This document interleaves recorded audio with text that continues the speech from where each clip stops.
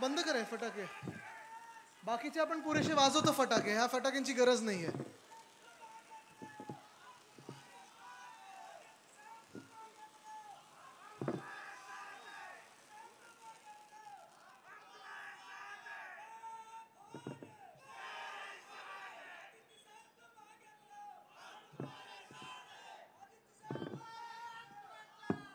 मला आठवतं मागच्या वेळी ही ह्याच ठिकाणी आपली सभा होती, चौक सभा होती. पाऊस चिकार पडत होता आणि तरी देखील आपण आशेच्या आशेच बसलो होतो, कोणी हल्लं नव्हतं. ह्याच्यासाठी आपल्याकडे पुन्हा एकदा मी दर्शन घ्यायला आणि आपले आशीर्वाद घ्यायला कोल्हापूरमधून सुरुवात करत आहे. गर्दी अशीच होती, उत्साह असाच होता, राग देखील असाच होता गद्दारांवर. आणि जेवढं मी महाराष्ट्रात प्रत्येक गल्लीत जातो, प्रत्येक गावात जातो, तो राग, तो आक्रोश हा वाढत असताना दिसतोय मला. सहज नितीनजी आपण आता भाषण करत होतात आणि माझ्या लक्षात आलं की खुर्च्या इथे वाढवल्या जात आहेत. आणि मग माझ्या हे पण लक्षात आलं की ही शिवसेना उद्धव बाळासाहेब ठाकरे पक्षाची सभा आहे, घटनाबाह्य मुख्यमंत्र्यांची सभा नाहीये. कारण त्यांना खुर्च्या लपवायला लागतात. ज्या प्रकारे ते स्वतः खुर्चीवर चढून बसलेले आहेत, चिकटून बसलेले आहेत, खुर्ची पकडून बसलेले आहेत. तिथे 40 लोक त्यांचे अलिबाबानी जे काय असतं, ते काय असतं अलिबाबानी काय होतं ते 40 लोक जसे खुर्चीला चिकटून आहेत, काही काही खुर्चीवर चढायचा प्रयत्न करतायत. जसं आमचे आमदार वैभव नाईकजींनी सांगितलं होतं, काही काही बघितलं असेल तुम्ही टीव्हीवर, जॅकेट अजून घालून फिरतायत, शॉट मारताना खालती पडतायत. हे सगळं त्यांचं चालू आहेत चाळे. ही सगळी सर्कस आपल्या महाराष्ट्रात जरी सुरू असली तरी मुख्यमंत्र्यांच्या सभेत, दादा जरा बसून घ्या ना, त्यांना मागे दिसत नाहीये, तरी मुख्यमंत्र्यांच्या सभेत, घटनाबाह्य मुख्यमंत्र्यांच्या सभेत खुर्च्या जास्ती पडतात आणि लोक कमी पडतात. कारण मुळात विश्वासार्थच नाही त्यांच्यावर. गेले 2 वर्ष आपण पाहिलं असेल या महाराष्ट्रामध्ये गरा गरा गरा गरा गरा सगळीकडे फिरतात, मग थकले की स्वतःच्या शेतावर जातात. त्या गावाकडे जायला अजूनही रस्ते नाही आहेत. पाऊस पडला की रस्ता दिसेनासा होतो. आजूबाजूच्या शेतकऱ्यांकडे रस्ते नसतील, पण स्वतःच्या शेतामध्ये 2-2 हेलिपॅड बनवणारे हे पहिले गरीब मुख्यमंत्री आणि गरीब शेतकरी मी पाहिलेले आहेत. मला टोमणा मारतात ते की मी गरीब आहे, मी गरीब शेतकरी आहे, शेतकरी कुटुंबातला. मी बोललो बरोबर आहे, जगातलं पहिलं शेतकरी कुटुंब असं असेल ज्यांच्या शेतामध्ये 2 हेलिपॅड आहेत, ज्यांनी 50 खोके इतरांना दिले आणि मुख्यमंत्री झालेत. हे असे खोकेवाले जे आहेत, धोकेवाले जे आहेत, ह्यांच्यावर किती विश्वास ठेवायचा हा आता पण महाराष्ट्र म्हणून ठरवणं गरजेचं आहे. इतिहास पाहिला गेला तर गेल्या 20 वर्षातला इतिहास पहा, गेल्या 10 वर्षातला इतिहास पहा, आणि मग गेल्या 2-3 वर्षातला आणि गेल्या 5 वर्षातला जर इतिहास पाहिला गेला तर 2019ला जे आपण स्थापन केलेलं महाविकास आघाडी सरकार होतं, ते शिवसेना, राष्ट्रवादी काँग्रेस, आपले इतर मित्र पक्ष या सगळ्यांना सोबत घेऊन आपण एक महाराष्ट्रात चांगलं सरकार बसवलं होतं. त्या 2-2.5 वर्षांमध्ये आपण पाहिलं असेल जी प्रगती आपण करत होतो, प्रत्येक जिल्ह्यामध्ये आपण प्रगती करत होतो आणि प्रत्येक क्षेत्रामध्ये आपण प्रगती करत होतो. मगाशीच कोणीतरी त्याचा एक उल्लेख केला, उद्योग क्षेत्र जे आहे हे आपल्या महाराष्ट्रात नेहमी अग्रेसर राहिलेले आणि आपण पण देखील आपल्या काळामध्ये झपाट्याने वाढवत होतो. साधारणपणे 6 ते 6.5 लाख कोटीची गुंतवणूक जून 2020 ते जून 2022च्या मध्ये कोविडचा काळ असताना देखील उद्धव साहेबांच्या नावावर आणि उद्धव साहेबांवर विश्वास ठेवून उद्योजकांनी आपल्या महाराष्ट्रात केली. ह्याला म्हणतात राज्य, ह्याला म्हणतात प्रगती, ह्याला म्हणतात कारभार. नुसतं आश्वासन येत बसले नाहीत, सगळीकडे नुसतं जाऊन फोटो काढत बसले नाहीत, घराघरा जाऊन फोटो काढत बसले नाहीत. सरकार आपल्या दारीसारखा बोगस कार्यक्रम घेतला नाही, तर लोकांसाठी जनहिताचे कार्यक्रम आपल्या गल्ली गल्लीत राबवले. ह्याला म्हणतात महाविकास आघाडी सरकार आणि उद्धव साहेबांचं सरकार. असं आपलं सरकार होतं. कोविडचा काळ आठवा, आता परत एकदा कोविडची भीती सगळीकडे सुरू झालेली आहे, पण तेव्हा जगभरात असं होतं वातावरण की आपण सगळेच जगभरात जगतोय की मरतोय असं वातावरण होतं. मास्क सगळे घालत होते, घरातून बाहेर पडायला तर भीती वाटतच होती, पण त्यावेळी आपले डॉक्टर्स, नर्स, जे काही लोक आपल्या ह्या पूर्ण क्षेत्रामध्ये, पोलीस, हे सगळे जे काम करत होते, अनेक ठिकाणी असं होत होतं की त्यांना पुन्हा एकदा घरात घ्यायला लोक घाबरत होते, बिल्डिंगांमध्ये घ्यायला लोक घाबरत होते. आणि अशा परिस्थितीत काम करत असताना देखील उद्योग क्षेत्र वाढवलं आपण, कृषी क्षेत्राला कुठे कोलमडू दिलं नाही. मला आठवतं जून 2020च्या आसपास 2-3 वेळेला मोठी संकट आपल्या महाराष्ट्रावर आली. कोविड काळ तर सुरू होताच, अर्थचक्र बंद होतच, पण कृषी क्षेत्रावर देखील मोठी संकट आली. 2 वादळं आपल्याला आपटून गेलेली आहेत. कोकणाला तर पूर्ण पक्क माहितीच आहे, रायगडाला माहिती आहे. पण हे सगळं सुरू असताना कुठे ना कुठेतरी अवकाळी पाऊस व्हायचा, गारपीट व्हायची, एक दुष्काळ यायचा. आणि तरी देखील प्रत्येक वेळी जेव्हा जेव्हा शेतकरी बांधव आपले संकटात आलेले आहेत, तेव्हा उद्धव साहेबांनी पुढे येऊन मदत केलेली आहे. हे आज देखील मला प्रत्येक जिल्ह्यातले शेतकरी येऊन सांगतो. ज्याला नुसतं आश्वासन नाही तर वचनपूर्ती बोलतो, तसं उद्धव साहेबांनी जे वचन दिलेलं की कर्जमुक्त महाराष्ट्र आपण करणार, सरकार बनल्या नागपूरला त्यांनी जाहीर केलं होतं की 2 लाखापर्यंत ज्यांची कर्ज आहेत त्यांना आपण कर्जमुक्त करणार, ते करून दाखवलं. ह्याला सरकार बोलतात आणि हे आपलं सरकार होतं. पण आज जो काही महाराष्ट्रात मी फिरत आहे, जो काही महाराष्ट्र मी पाहत आहे, कुठे ना कुठेतरी एक आक्रोश आहे, कुठे ना कुठेतरी एक मनात खंत आहे, कुठे ना कुठेतरी मनात एक राग आहे की जे चांगलं चाललेलं सरकार होतं, जो चांगला चाललेला कारभार होता, जो महाराष्ट्र पुढे चाललेला प्रगतीपथावर, तो खेचून घेतलेला आहे मागे. जो सुवर्ण काळ आपल्या डोळ्यासमोर दिसत होता, तिथेच त्या सरकारला पाठीत खंजीर खुपसून पाडलं आणि स्वतःचं एक अंधकाराचं सरकार पुन्हा एकदा या महाराष्ट्रात स्थापित केलेलं आहे. गद्दार सरकार, खोके सरकार, जे काही किती शब्द त्याला. पण हे कसं केलं, का केलं, कशामुळे केलं, ह्याचं काही मला अजून उत्तर आत्तापर्यंत तरी मिळालं नाही. तुम्हाला मिळालं तर मला सांगा. माझ्या ह्या बॅनरवर मागे जर पाहिलं आपण तर महान्याय, महानिष्ठा, महाराष्ट्र ही आपली ओळख होती. महान्याय होताच आपल्या राज्यामध्ये, आपल्या राज्यावर न्याय सगळीकडून व्हायचा. केंद्रात भले कोणाचंही सरकार असो गेले 60-70 वर्ष, तरी कोणी असं केलं नाही की महाराष्ट्रात उद्योगपतींनी जाऊ नाही, जायचं तर गुजरातमध्ये जा, महाराष्ट्रात कोणी जाऊ नका, असं ना काँग्रेसने केलं ना कुठच्या इतर सरकारने केलं. आपण देखील अटल बिहारी वाजपेयी साहेबांच्या सरकारमध्ये सामील होतो, एनडीए मध्ये होतो, वर्षानुवर्ष 25 वर्ष आपण एनडीए मध्ये होतो. पण आधीची सरकारांनी, आधीच्या कुठच्याही सरकारांनी महाराष्ट्रावर अन्याय कधीच केला नव्हता. पण नेमकं आम्ही काय बिघडवलंय असं महाराष्ट्र म्हणून तुमचं, की गेल्या 10 वर्षामध्ये हळूहळू आणि आता तर उघड दिवसाढवळ्या एक उद्योग आमच्या राज्यातून तुम्ही गुजरातला न्यायला लागलात, तुम्ही दिल्लीला न्यायला लागलात. टॅक्सचा पैसा आम्ही अजूनही 44 ते 45% महाराष्ट्र म्हणून केंद्र सरकारला देतो, पण त्याच्या अगेन्स्ट आपल्याला काय मिळतं, त्याच्या बदल्यात आपल्याला काय मिळतं महाराष्ट्र म्हणून, हा तुम्ही विचार करणं गरजेचं आहे. अन्याय सहन करायचा तर किती करायचा. ठीक आहे, आम्हाला वाटत होतं महाविकास आघाडी सरकार म्हणून कदाचित केंद्र सरकारचा जो पक्ष आहे, भाजपा आहे, त्याच्या वेगळ्या विचारसरणीचं असू, त्याच्या विरोधातले असू, म्हणून तुम्ही आमचं सरकार पाडलं तर पाडलंच. पण महाराष्ट्राने काय मिळवलं, आज माझा हा थेट सवाल आहे. तुम्ही मला सांगा.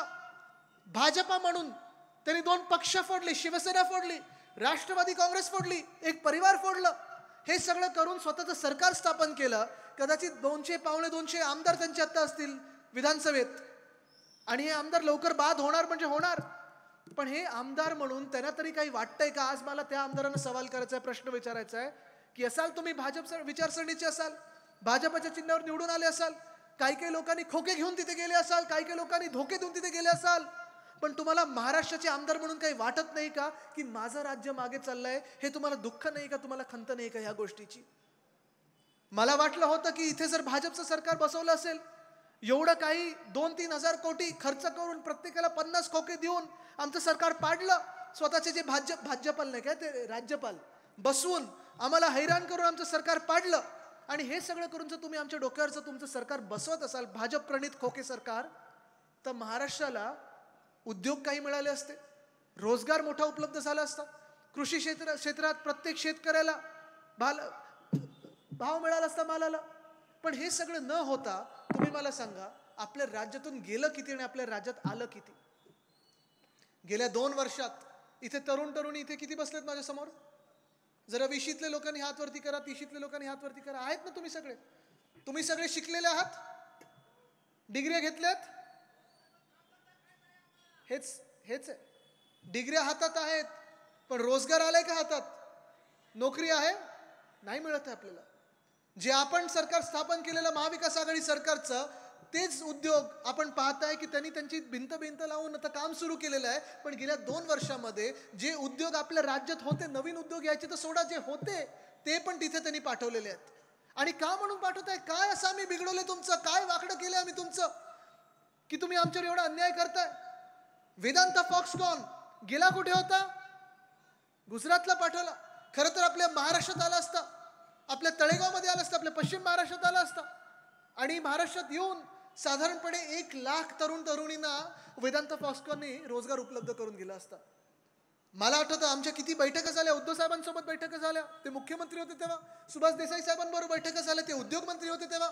मी पर्यावरण मंत्री म्हणून त्या बैठकीत बसायचो, नितीन राऊत साहेब असायचे, त्यांची देखील त्याच्यात खूप मदत होती. अनेक लोक आम्ही सगळे बसून वेदांत फॉक्सकॉन आपल्या राज्यात येणार कसं ह्याच्यावर काम करत होतो. आपलं सरकार जेव्हा पाडलं गेलं जून 2022 मध्ये, तेव्हापर्यंत हा जो काही उद्योग आहे तो हमखास आपल्या राज्यात येणार होता, 1 लाख लोकांना रोजगार उपलब्ध करून देणार होता. पण जुलैच्या त्या अधिवेशनात जेव्हा सरकार पाडलं, नवीन सरकार बसलं, तेव्हा हे घटनाबाह्य मुख्यमंत्री बोलले की नाही वेदांत फॉक्सकॉन महाराष्ट्रातच येणार. बरं किती लाख कोटीची गुंतवणूक हे पण माहिती नव्हतं. म्हणजे 2.25 लाख कोटीची गुंतवणूक, त्यांना वाटलं 4 लाख कोटी. ते सांगतात नाही तो येतोय ना, 4 लाख कोटी घेऊन येतोय. आता काय आपलं बघा, येणार आहे ना तो. कसं राज्य चालवता? म्हणजे तुम्हाला माहिती नाही तो काय कॉन्ट्रॅक्टर आहे का तुमचा आवडीचा, की उद्योगपतींना तुम्ही अरेजारे करता? पण वेदांत फॉक्सकॉन हा मोठा प्रकल्प जेव्हा गुजरातला गेला, ना उद्योग मंत्र्यांना माहिती होतं, ना उद्योग खात्याला माहिती होतं, ना मुख्यमंत्र्यांना माहिती होतं, ना भाजपला महाराष्ट्राचं माहिती होतं की नाही मला माहित नाही. पण केंद्रातून तेव्हा ज्यांना आदेश आले त्यांना गुजरातला पाठवलं गेलं. आता तुम्ही ह्याच्यातला सगळ्यात महत्वाचा भाग बघा, जो देश म्हणून आपण विचार करायला पाहिजे, जो भारत म्हणून आपण विचार करायला पाहिजे. वेदांत फॉक्सकॉन जर आपल्या राज्यात आलं असतं, 1 लाख लोकांना रोजगार निर्माण झाला असता. त्याच सोबत 160 छोट्या मोठ्या क्लस्टर इंडस्ट्रीज आल्या असत्या. अनेक लोक जे आज अर्ज करतात ना, पोलीस भरतीसाठी असेल, नोकर भरतीसाठी असेल, अनेक वेगळ्या वेगळ्या ठिकाणी जे अर्ज करतात त्यांना देखील रोजगार तिथे मिळाला असता, वेगळ्या वेगळ्या लेवलवर मिळाला असता. पण आपल्या राज्यामध्ये, आपल्या महाराष्ट्रामध्ये देशभरातून तरुण तरुणी येत असतात का? तर त्यांना इथे रोजगार निर्माण होतो आणि रोजगार मिळायचा आधी गेल्या 60-70 वर्षामध्ये प्रत्येक राज्यातून आपल्या राज्यात लोक येतात त्यांची स्वप्न घेऊन, की हातात पैसा मिळेल, रोजगार मिळेल, काहीतरी आपली स्वप्न पूर्ण होतील. पण जेव्हा गुजरातला गेला तेव्हा फॉक्सकॉननी सांगितलं की गुजरातमध्ये आम्हाला प्रोडक्शन करणारं परवडणार नाही, इथे आम्ही हा उद्योग चालू शकत नाही, आम्ही हा उद्योगधंदा इथे बंद करत आहोत. नुकसान कोणाचं झालं? आपल्या देशाचं झालं. आपल्या देशातल्या 1 लाख तरुणांना आज रोजगारापासून वंचित ठेवलं गेलंय. कारण तिथे इगोमध्ये आला, महाराष्ट्रातून गुजरातला उद्योग हलवला आणि गुजरातमध्ये परवडला नाही म्हणून तो उद्योगच बंद झाला. देशातून तो उद्योग निघून गेलाय. कोणाचं नुकसान झालं आहे? देशाचं नुकसान झालेलं आहे. तसंच महाराष्ट्रामधून कितीतरी उद्योग आपले ह्या गेल्या 2 वर्षात इथून तिथे पाठवले गेले. एअरबस टाटा कुठे पाठवला? गुजरातला पाठवलाय. Medical device park Airbus Tata आपण मिहानमध्ये नेणार होतो, नागपूरला नेणार होतो, तो गुजरातला पाठवला. मेडिकल डिव्हाइस पार्क आपण छत्रपती संभाजीनगरच्या तिथे ऑरिक सिटी आहे तिथे नेणार होतो, तो गुजरातला पाठवला. बल ड्रग पार्क रोह्यामध्ये आणणार होतो रायगडमध्ये, तो गुजरातला पाठवला ह्यानी. आता मी ऐकतो टेस्ला पाठवतात, महानंदाचं दूध पाठवतात. वर्ल्ड कप फायनल देखील ह्यानी सोडली नाही, ती पण गुजरातला पाठवली. मला तुम्ही सांगा इथे क्रिकेट किती लोक बघतात ना.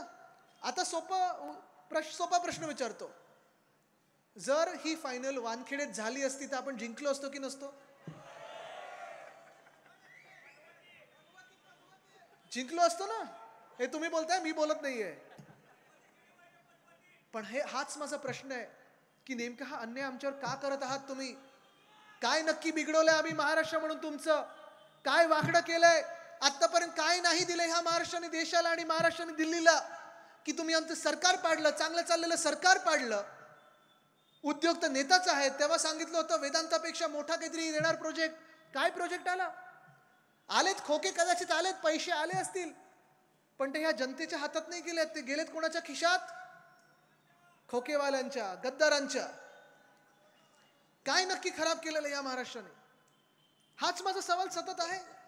कारण जसं उद्योग क्षेत्र बंद पडत चाललेलं आहे, आता मी तेच ऐकत होतो, जाताना मी विचारलं की इथे पुढे 5 स्टार MIDC आहे, अनेक ठिकाणी मला दिसतं 5 स्टार MIDC, 5 स्टार MIDC.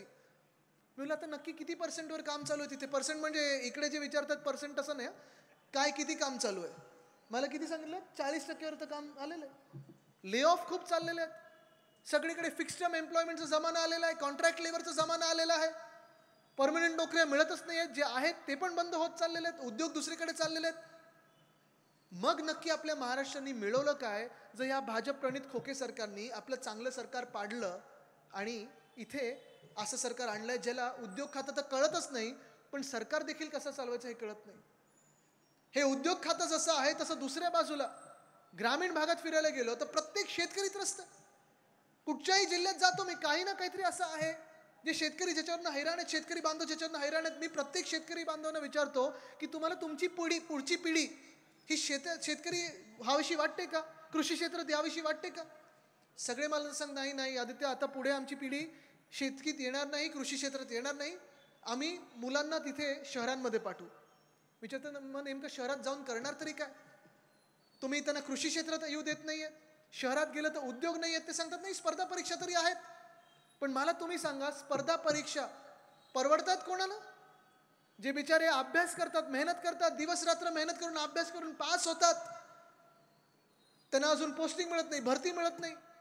परवाकडे ते तलाठी भरतीचा काही घोटाळा निघालेला आहे. आता बानगुडे पाटील साहेब सांगत होते 200 मार्क पूर्णपणे मिळायला पाहिजे, तिथे 225 मार्क मिळालेले आहेत. म्हणजे झालं आमच्या मुख्यमंत्र्यांसारखंच ना, एक खातं चालवता येत नाही तिथे मुख्यमंत्री बनवलेलं आहे. हे असं सगळं सरकार आहे. हे तुम्हाला चालणार सरकार आहे का? आवडणारं सरकार आहे का? हे सरकार दमदाटीचं आहे, हे तुम्हाला चालणार सरकार आहे का? हे परवडणारं सरकार आहे का महाराष्ट्राला?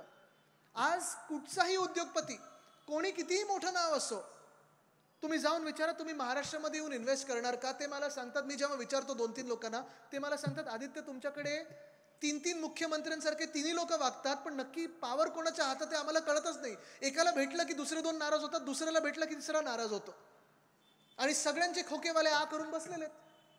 नक्की आम्ही गुंतवणूक त्यांच्यात करायची की लोकांमध्ये करायची हे आम्हाला कळतच नाही. राज्यात करायची की या 3 लोकांमध्ये करायची? हा असा महाराष्ट्र आपल्याला परवडणारा नाही. हे जे 2024 वर्ष जे आहे हे खूप महत्वाचं आहे. आपण ह्या वर्षाची वाट पाहत होतो, कारण हे निवडणुकीचं वर्ष आहे. आणि ह्या निवडणुकीच्या वर्षामध्ये आपल्याला केंद्र सरकारला विचारायचं, आपल्या राज्य सरकारला विचारायचं की नक्की ह्या महाराष्ट्रावर तुम्ही अन्याय एवढा का करत आहात? किती उदाहरणं त्याची, उदाहरणं तर कितीतरी आहेत. म्हणजे एका बाजूला जसं मी सांगितलं नोकऱ्या उपलब्ध होत नाहीयेत, स्पर्धा परीक्षांचा प्रॉब्लेम आहेच. जे बिचारे IAS IPS बनतात त्यांना बदली पोस्टिंगसाठी पैसे विचारले जातात, तिथे तर बोली लावली जाते काही काही लोकांकडून की 3 कोटी देतो की 5 कोटी देतो, तुला इथे SP बनवतो, तू ते कलेक्टर बनवतो. हे कधी एवढं घाणेरडं राजकारण आणि सरकार असं चाललं नव्हतं आपल्या महाराष्ट्रामध्ये. असं हे सरकार आपल्याला चालताना दिसतंय. आणि हे सरकार जे चालतंय ते महाराष्ट्राला पुढे नाही तर मागे नेताना चालतंय. ह्यांचा गिअर रिव्हर्समध्ये पडलेला आहे आणि रिव्हर्समध्ये मागे कोणी ड्रायव्हर बघतच नाही, असं सगळं हे वातावरण चाललेलं आहे. पण जसं हा जो प्रश्न विचारतोय आपण आणि आपण महान्यायासाठी लढत आहोत, आज महान्याय मी मुद्दामून लिहिलेला आहे कारण आम्ही न्याय मागत आहोतच. कदाचित आपल्याला वाटत असेल की जेव्हा आपण वाचलं असेल महान्याय, हा न्याय काही आमच्यासाठी स्वतःसाठी मागत नव्हतो. शिवसेना उद्धव बाळासाहेब ठाकरे पक्षासाठी मागत नव्हतो आम्ही न्याय आणि कधीच मागणार नाही. कारण आम्हाला माहिती आहे की जे अध्यक्ष महोदय बसलेले आहेत, पहिले आमचे मित्र होते, शिवसेनेत होते, नंतर राष्ट्रवादी काँग्रेसमध्ये गेले, तिथे खूप जवळचे त्यांचे मित्र झाले. मग आता भाजपात गेले, कदाचित पुढचा काँग्रेस. आता बघा काँग्रेसवाले कोण मित्र पक्षाला सांगू आपण त्यांचा पुढचा पक्ष कुठचा. पण हे सगळं जे असेल, काल तुम्ही मला सांगा कधी तुम्ही ऐकलंय न्यायमूर्ती आरोपींना भेटायला जातात? ज्यांच्यावर केस चालू आहे, ज्यांच्यावर खटला चालू आहे, बाद होण्याचा खटला चालू आहे, हे अध्यक्ष महोदय वर्षा बंगल्यावर जाऊन काय करत होते? स्वतःच्या पदाची बदनामी होते, अशा सगळ्या कारभारातून पदाची बदनामी होते. त्यांच्याकडून न्याय अपेक्षित किती ठेवायचं आता माहित नाही. पण आम्ही न्याय जो मागत आहोत तो आमच्यासाठी मागत नाही आहोत. आमचा विषय सोपा आहे, आमचा विषय सरळ आहे. आम्ही न्याय मागणार तो तुमच्याकडून मागणारे जनतेच्या अदालतीत आलेलो आहोत. कारण ही जनता जनार्दन जी आहे, जे तुम्ही बसलेला आहात, महाराष्ट्राची जी जनता आहे, आपल्या सगळ्यांचा विश्वास एकाच गोष्टीवर आहे, ते म्हणजे डॉक्टर बाबासाहेब आंबेडकरांनी जे संविधान आपल्याला लिहून दिलेलं आहे त्याच्यावर आपला विश्वास आहे. आहे ना विश्वास त्याच्यावर? बरोबर ना? आपण सगळे आंबेडकर प्रेमी जनता आहोत ना? आता ही जनता, आपण तुम्ही मला सांगा, एका बाजूला आपलं डॉक्टर बाबासाहेब आंबेडकरांनी जे संविधान लिहिलेलं आहे ते आहे आणि त्याप्रमाणे जर तुम्ही गेलात तर विषय सोपा आहे. जे गद्दार आहेत त्यांनी राजीनामा द्यायला पाहिजे होता, निवडणुकीला सामोरी जायला पाहिजे होतं, पण लाज नाही, हिंमत नाही, ताकद नाही, म्हणून गद्दार निवडणुकीला सामोरी गेलीच नाहीत, जाऊन मंत्री बनले. त्यांना बाद व्हायलाच पाहिजे, डिस्क्वालिफाय होतातच, पण ते करायचं नाहीये. कारण ह्या अध्यक्ष महोदयांनी आता ठरवायचं, उद्याचं काळ महत्वाचा आहे, उद्याचा जो क्षण असेल तो महत्वाचा असेल. नुसतं शिवसेना उद्धव बाळासाहेब ठाकरे पक्षासाठी नाही, तर आपल्या देशासाठी आणि महाराष्ट्रासाठी, कारण त्याच्यातून संकेत पुढे येणार आहेत. हे प्रत्येकाने लक्षात ठेवा. तुमचा कुठचाही पक्ष असेल, तुम्ही भाजपला मतदान करत असाल, तुम्ही काँग्रेसला करत असाल, शिवसेनेला करत असाल, राष्ट्रवादीला करत असाल, अपक्षांना करत असाल, पण तुम्ही सगळ्यांनी लक्षात ठेवा की उद्याचा निर्णय फार महत्वाचा आहे. उद्याचा निर्णय जर आपल्या बाजूनी लागला, जर गद्दार बाद झाले, ह्याचा अर्थ हाच आहे की हे अध्यक्ष डॉक्टर बाबासाहेब आंबेडकरांच्या संविधानाप्रमाणे चाललेत. पण जर उलटा निर्णय लागला तर मग तुम्ही लक्षात घ्या की 2024 मध्ये भाजपाला जे संविधान स्वतःहून लिहायचं आहे ते त्याप्रमाणे चाललेत. आता ही लढाई दोन संविधानांमध्ये, एका बाजूला भाजपाचं संविधान आहे, दुसऱ्या बाजूला डॉक्टर बाबासाहेब आंबेडकरांनी आपल्याला लिहून दिलेलं संविधान आहे. तुम्ही कोणाच्या बाजूने उभं राहणार? बरोबर ना? सगळेच आपण राहणार ना. उद्याचा क्षण महत्वाचा आहे, पण न्याय जो मागत आहोत आम्ही, तो आज महान्याय म्हणजे आमच्या स्वतःसाठी नाही, महाराष्ट्रासाठी मागत आहोत. कारण गेले 2 वर्ष जो अन्याय आपल्यावर होत चाललेला आहे, आत्ता पण मी 2-3 दिवस सगळीकडे बघतोय, सगळीकडे बोलतोय. गेले 3 महिने मुंबई ट्रान्स हार्बर लिंक तयार आहे, पण दिल्ली शहरांकडे उद्घाटनासाठी वेळ नाही, महाराष्ट्रासाठी वेळ नाही, म्हणून तो तिकडचा किती लोक त्रस्त हो, काही हो, हैराण हो, पण आम्ही येऊन उद्घाटन आमच्या वेळेने करणार. दिघा रेल्वे स्टेशन 8 महिने तयार आहे, विजेचं बिल आपण जनता म्हणून भरतोय, टॅक्स पेअरच्या खिशातून जातोय, कॉन्ट्रॅक्टर नेमले तिथे साफसफाई करण्यासाठी, पण लोक उतरू शकत नाहीत. दररोज 4 ते 5 लाख लोक उतरतील तिथे, पण आता उतरू शकत नाहीत कारण अजून उद्घाटन झालं नाही. 8 महिने तो रेल्वे स्टेशन तयार आहे. पुण्याचं एअरपोर्ट तसंच 4 महिन्यापासून नवीन बिल्डिंग तयार आहे, नवी इमारत तयार आहे, पण उद्घाटनासाठी वेळ नाही आहे. उरण लाईन तसंच, अनेक गोष्टी अशा प्रत्येक जिल्ह्यामध्ये आहेत महाराष्ट्रात जे तयार आहेत, पण उद्घाटनासाठी वेळ नाही आहे. आणि दिल्लीश्वर इथे महाराष्ट्रात येत नाहीत कारण महाराष्ट्रात त्यांना आवडत नाही आहे. मूळ मुद्दा हाच येतो की जेव्हा 5 वर्षापूर्वी 370 कलम जम्मू काश्मीरमधून काढलं, आम्ही पण आनंद व्यक्त केलेला, आम्ही पण तो दिवस साजरा केला, पण आज प्रश्न आणि सवाल हाच येतो माझ्या मनामध्ये की त्यावेळी स्पेशल स्टेटस जम्मू काश्मीरचं काढलं, 370 कलम काढलं, मग आत्ता ह्या 5 वर्षामध्ये आणि ह्या गेल्या 2 वर्षामध्ये काही महाराष्ट्रावर वेगळं कलम असं संविधानामध्ये तुम्ही आणलंय का की देशामध्ये एकमेव राज्य जर असं असेल ज्याच्यावर अन्याय अन्याय अन्याय करायचा भाजपानी, तर तो महाराष्ट्रच असेल. असं काही नवीन कलम आणलंय का? का आपण एवढा अन्याय सहन करतोय? का एवढा आपण त्रास घेतोय? हा विषय खोल आहे, हा विषय महत्वाचा आहे. आणि आज तुम्हाला ठरवायचंय की तुम्ही कोणाच्या बाजूने उभं राहणार आहे. कदाचित केंद्रात कोणाचं सरकार बनेल, काय होईल हे सगळं आपल्याला माहिती आहे. परिवर्तनाचे वारे व्हायला लागलेले आहेत, पण महाराष्ट्रातून जो निवडून येईल तो प्रत्येक खासदार आणि प्रत्येक आमदार आपला महाराष्ट्र हिताचा असायला पाहिजे, महाराष्ट्राचा आवाज बुलंद करणारा असायला पाहिजे आणि ही हिंमत आणि ताकद घेऊन पुढे निघणारा पाहिजे. आहेत ना, आम्ही सगळे हिमतीने लढत आहोत, कितीतरी हिमतीने लढत आहोत. तसं पाहायला गेलं तर दिल्लीश्वर आज मोगल सैन्यासारखंच अंगावर येतं आमच्या. आज देखील सकाळी आमच्या वायकर साहेबांवर जे लढत आहेत आमच्यासोबत, त्यांच्यावर ईडीची धाड पडली, परवा मला वाटतं रोहित पवारांवर पडली. प्रत्येक जण जो कोणी सत्याच्या बाजूने लढत आहे त्याला हैराण केलं जाते, त्याला त्रस्त केलं जातं. कारण आज ईडी असेल, सीबीआय असेल, आयटी असेल, हे भाजपचे 3 मित्रपक्ष आता टिकलेले आहेत, बाकी सगळे भाजपने दूर केलेले आहेत. आज एनडीए म्हणजे नक्की काय आहे? तर भाजप आहे, ईडी आहे, आयटी आणि सीबीआय. ह्याच्या पलीकडे काय आहे? आज एनडीए जर आपण पाहायला गेलं तर नक्की मित्रपक्ष ठेवलेत तरी कोण तुम्ही सोबत? 2014 मध्ये आम्हाला बाहेर ढकललं, तेव्हा पण आम्ही हिंदू होतो, आज पण आम्ही हिंदू आहोत, पण ठीक आहे चला, हिंदुत्वासाठी पुन्हा एकदा एकत्र आलो. 2019 मध्ये परत एकदा आपण युती तोडली होती, त्याच्या आधी जशी आपल्याला वागणूक मिळत होती, पण देशासाठी आपण एकत्र आलो. पण आता पाहायला लागलो आपण की यांचं हित म्हणजे देश हित नाही तर भाजप हित बघत चाललेले आहेत. दुःख याच गोष्टीचं वाटतंय मला की चला, सुवर्ण संधी तुम्हाला मिळाली ना, एवढे पैसे खर्च केले तुम्ही, सगळं जे काही इन्स्टिट्यूशन, इलेक्शन कमिशन पासून सगळं तुम्हाला वापरायचं होतं, तुम्ही विरोधात आमच्या वापरलं ना. वापरून देखील महाराष्ट्र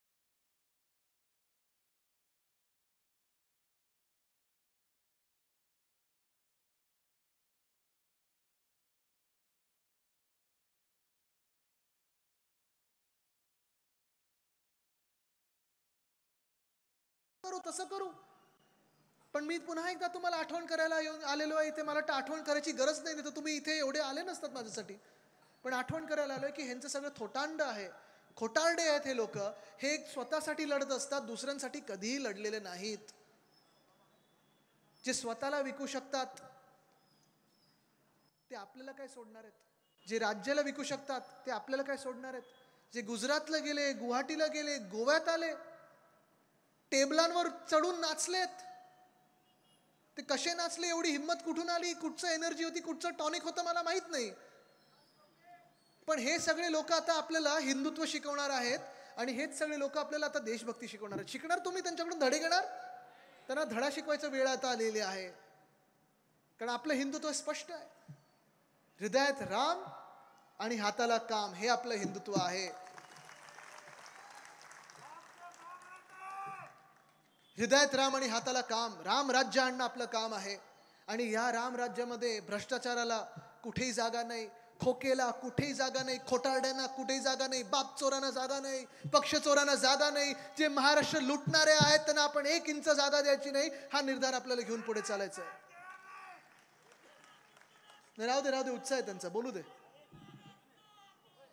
माझं झालं तर बोला. पण आज जसं मी सांगितलं, हृदयात राम आणि हाताला काम आहे ना. अयोध्या आपण 22 तारखेला साजरं करणारच आहेत. राम मंदिर बनत आहे, भगवान श्रीरामाचं मंदिर बनत आहे, सगळ्यांना आनंद आहे. पण गंमत अशी आहे की ज्या पक्षाचा आत्ता तरी काडी मात्र संबंध नाही, ते सगळे श्रेय घेणार आहेत. आणि खरं जो निकाल सुप्रीम कोर्टाने दिलाय त्याला आपण त्यांचे आभार मानले पाहिजेत. आपल्याला आठवत असेल 2018 साली हा विषय तसा बंद झाला होता.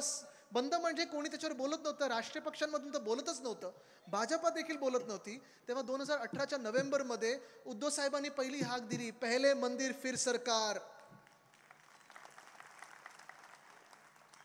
आणि हा योगायोग असेल किंवा काही असेल, एवढे वर्ष जो निकाल लागत नव्हता, साधारणपणे 92 पासून आतापर्यंत जो निकाल लागत नव्हता, कोर्टात चालू होता, उद्धव साहेब आपले शिवनेरी किल्ल्यावर गेले, छत्रपतींची भूमी तिथे गेले, तिकडची मुठभर माती घेतली आणि अयोध्येला गेले. आणि पुढच्या वर्षी नोव्हेंबरमध्ये तिकडचा निकाल लागला. हा योगायोग असेल किंवा ह्या मातीची जादू असेल?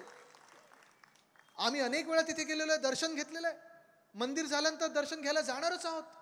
पण आमचं हिंदुत्व हे सगळ्यांना घेऊन चालणारं हिंदुत्व आहे, सगळ्यांना पुढे घेऊन चालणारं हिंदुत्व आहे. आमचं हिंदुत्व रक्तामध्ये भेदभाव नाही करत की तुझं लाल रक्त, तुझं पिवळं रक्त, तुझं हिरवं रक्त, तुझं निळं रक्त, तुझं भगवं रक्त, असं नाही. सगळ्यांचं रक्त लालच असतं. पण हृदयात राम असतो आणि हाताला जे काम पाहिजे ते हाताला काम देणारं आपलं हिंदुत्व आहे. महाविकास आघाडीच्या सरकारमध्ये जातीय दंगली झाल्या नाहीत, धार्मिक दंगली झाल्या नाहीत, भेदभाव झाला नाही. प्रत्येकाला व्यक्ती म्हणून आपण माणूस म्हणून ओळखत होतो, गरज म्हणून पाहत होतो. आणि ह्यांची गरज म्हणून नाही, असं हे कसं गरज म्हणून जवळ आणि नंतर दूर, तसं नाही. तर त्या व्यक्तीची काय गरज आहे, त्याला ती मदत झाली पाहिजे. हे हिंदुत्व आपलं आहे ना. हिंदुत्व आपलं जे आहे ते महिलांचं संरक्षण करणारं हिंदुत्व आणि महिलांचं स्वबळ निर्माण करणारं हिंदुत्व आहे. कारण आपल्या हिंदुत्वामध्ये जसं सरस्वती देवी आहे, लक्ष्मी देवी आहे, तसं दुर्गा देवीचं देखील रूप आहे. आणि ते रूप आपण त्यांना ओळखून देण्याचं हिंदुत्व आपलं होतं आणि आहे. काय चाललंय आपल्या देशामध्ये, आपल्या राज्यामध्ये तरी काय चाललंय? आज काल चांगला एक निकाल आलेला आहे. बिल्किस बानोवर जो रेप झाला होता, तिच्या लहान मुलाला त्याच्यासमोर चिरडलं होतं, तिच्या नातेवाईकांना तलवारीने कापलं गेलं होतं. तिचे जे रेपिस्ट होते ते जेलमध्ये होते गुजरातच्या. त्यांना गुजरात सरकारने सोडलं होतं, त्यांना सांगितलं असं चालणार नाही, पुन्हा एकदा जेलमध्ये टाका. हे सुप्रीम कोर्टाने सांगितलेलं आहे. कारण आपल्या राज्यामध्ये शिवछत्रपतींचं राज्य असेल किंवा श्री रामाचं रामराज्य असेल, तिथे महिलांचा आदर व्हायचा, कुठच्याही धर्माच्या असो, कुठच्याही जातीच्या असो. बरोबर ना? हे असं आपलं हिंदुत्व आहे. पण आपल्या राज्यामध्ये जे हे खोटं बोलत चाललेले आहेत, जे गद्दार आहेत, एका बाजूला एक मंत्री आहेत जे महिला खासदारांना टीव्हीवर शिव्या देतात. 18 की 19 वेळा शिव्या दिल्या. परवाकडे त्यांच्या वाढदिवसामध्ये कोणातरी सांगितलं, रे ह्याच्यावर मार, त्याच्यावर मार, ए पोलीस त्याला लाठी मार. हे काय, हे कुठचं राज्य आहे? हे चालतं तुमच्या हिंदुत्वामध्ये? आमचं तरी हिंदुत्व असं नाही. आमचं हिंदुत्व एवढंच आहे, स्पष्ट आहे की कोणालाही हात लागता कामा नाही, कोणाच्या केसाला इथे हात लागता कामा नाही. सगळ्यांचं संरक्षण करण्याचं आमचं हिंदुत्व आहे. पण दुसरे मंत्री त्यांच्यावर कितीतरी आरोप झालेत, महिलांनी आरोप केलेत, पण दोघंही अजून मंत्री म्हणून बसलेलेत. तिसरे इकडचंच एक कॅरेक्टर आहे, कोणाच्या तरी घरी जाऊन मारहाण करून आलेले.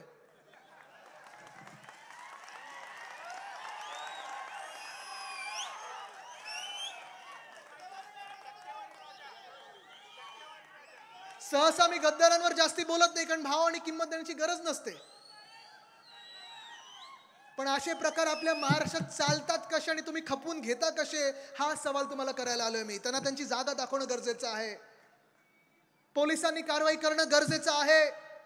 मला माहिती आहे पोलिसांचे हात बांधलेले आहेत, वरतून आदेश आहेत की काही करू नका. त्या गद्दाराला मी सांगतोय की इथे जनतेला हात लावू नका. थोड्या दिवसात आमचं सरकार येत आहे, तुम्हाला तुमची जागा दाखवणार. प्रत्येक जण तुम्हाला टक्का आणि टक्का दाखवणार आहे इथे. कारण मला आठवतं अनेकदा जेव्हा पक्षात होते मी त्यांच्या घरी 2-3दा गेलेलो आहे. आपले कार्यकर्त्यांच्या घरी जायला पाहिजे, चहा प्यायला. चांगलं आहे, त्यांच्याबरोबर पूर्ण परिवारावर बसलेलं आहे. पण दुःख या गोष्टीचं होतं ना, त्यांच्यासाठी काय काय केलं आपण. उद्धव साहेबांनी काय काय केलं. जेव्हा मी रंकाळ्यासाठी ते फंड दिला, इथे दुसरे जे पलीकडचे खासदार आहेत, उद्या मी हातकणंगलेत चाललो, तिथे देखील बोट दाखवलं, तिथे फंड दिलेलं आहे, ह्या तलाला फंड दिला, हे पाहिजे दिलं, ते दिलं. आता काय कुठे जाणार तुम्ही. हातकणंगले खासदार असतील, इकडचे खासदार असतील, इकडचे गद्दार असतील. माझा हाच प्रश्न आहे की काय कमी केलं होतं आम्ही. उद्धव साहेबांनी काय कमी दिलं होतं. ह्या पक्षाने तुम्हाला काय दिलं कमी. ह्या सगळ्यांनी कोणी प्रचार केला नाही असं नव्हतं. तुम्ही सगळ्यांनी मतं दिली अशी होती. मग एवढी काय मस्ती आली तुमच्या की तुम्ही कोणाच्या तरी घरात जाऊन मारहाण करता. ही मस्ती कुठून आलेली आहे. हे चालणार नाही. एवढी हिंमत असेल ना, जा पाकिस्तानमध्ये जाऊन असं काहीतरी मारहाण करून दाखवा किंवा मस्ती दाखवा. कशाला उगाच दाखवतो तुम्ही आमच्या हिंदुस्थानीवर, भारतीयांवर, असं नागरिकांवर. नुसतं तुमची सत्ता आहे, हातात सगळं काही आहे. हा थोड्या दिवसाचा खेळ आहे, तुम्हाला सांगतो मी. हे शहर माझं आवडतं शहर आहे, कोल्हापूर माझं आवडतं शहर आहे.